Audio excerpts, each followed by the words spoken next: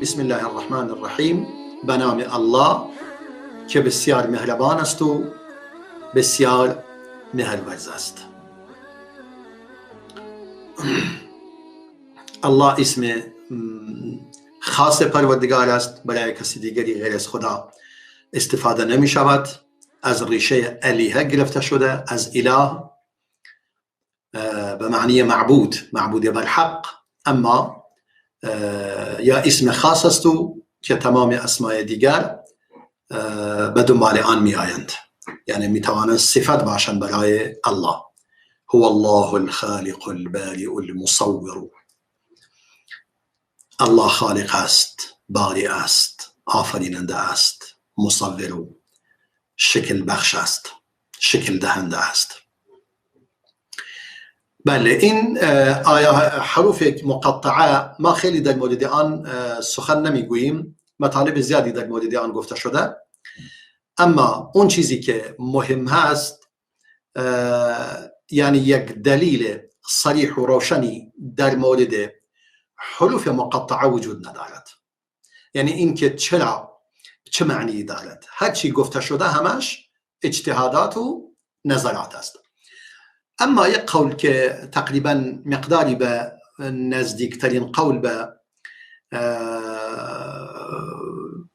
در نظر دلیل و قرائن و شواهد نزدیک با واقع باشد، همون تفسیر است که گفته شود این حروف برای بیان اعجاز قرآن بیان شده. یعنی این قرآن از این حروف مقطعه تشکیل شده.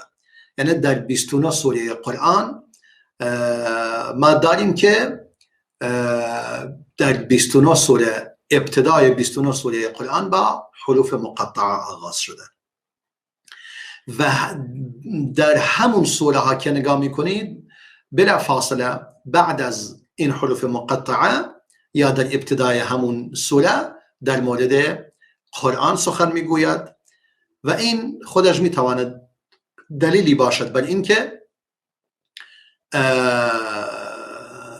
میگوید این قرآن از این حروف تشکیل شده.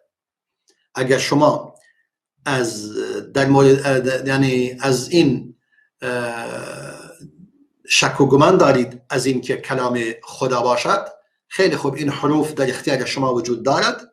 شما میتوانید کوتاه‌ترین سوره مثل سوره قرآن بیاورید، از لحاظ بلاغت و فصاحت و تألیف و ترکیب جمله مثل قرآن باشد، در حد و سطح قرآن باشد.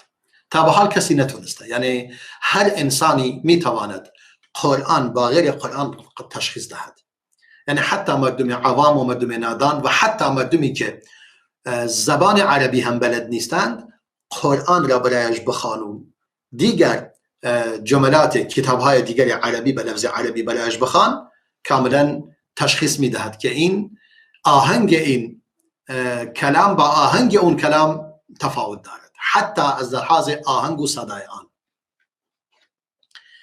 و این حروف مقطعه گاهی به یک حرف آغاز شده، مانند صاد، مانند نون، مانند قاف، اینا که در این سوره ها داریم. گاهی با 2 حرف شروع شده، مانند حامیم که حدوداً در 7 سوره آمده، یا گاهی با الف لام میم آغاز شده با 3 حرف، الف لام میم 3 حرف، یا گاهی با 4 حرف آغاز شده، الف لام میم را، یا الف لام میم صاد، یا با 5 حرف آغاز شده، مانند کاف ها یا عین صاد، یا حامیم عین سین قاف. این هم تمام اون حروف مقطعی هستند در ابتدای این 29 سوره وجود دارد.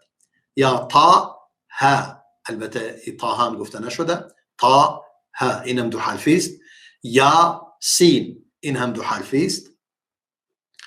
اینها به هر صورت جاهای مختلفی هستند که در قرآن آمده. پس یعنی بعد از اینکه خداوند متعال یعنی بعد از ابتدای این سوره ها بعد از آن پروردگار در مورد خود قرآن سخن میگوید. مثلا الف لام میم ذلك الكتاب، دقیقا بحث کتاب میکند. قاف والقرآن المجید، یا سین والقرآن الحکیم، طا ها ما انزلنا عليك القرآن لتشقى. شما نگاه کردید بعد از اون حرف مقطعه بحث قرآن مطرح است در بیشتر این جاها، یعنی تقریبا در همه این آیات. در نتیجه این تفسیر به نزدیکترین تفسیر به واقع است برای این حروف که گفته شود این حروف به عنوان بیان اعجاز این قرآن بیان شده و بیان میکند که این قرآن کلام خداست و از این حروف تشکیل شده. اگر شما میگید کلام خدا نیست، خیلی خوب، این حروف در اختیار شما هست، بیایید کتابی مثل آن را بیاورید. مثلا در سوره آل عمران هم همینجوری الف لام میم الله لا اله الا هو الحي القيوم نزل عليك الكتاب بالحق مصدقا لما بين يديه، به همین آغاز شده. در سوره اعراف الف لام میم صاد کتاب انزل الیک، این کتابی است بر تو نازل شده. فلا يكن في صدرك حرج منه، از در دلت نسبت به آن، یعنی دلت نسبت به آن برایت سنگین نباشد، هیچ سنگینی بر دلت وجود نداشته باشد. تمام این آیات که ما گفتیم غالبا در مورد بعد از آن در مورد قرآن سخن میگوید.